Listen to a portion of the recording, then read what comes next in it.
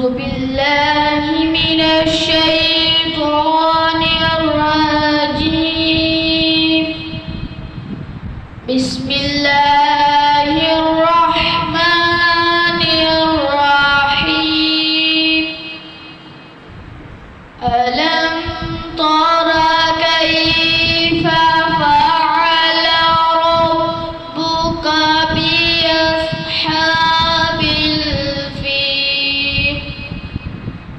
ألم يجعل كيدهم في تضليل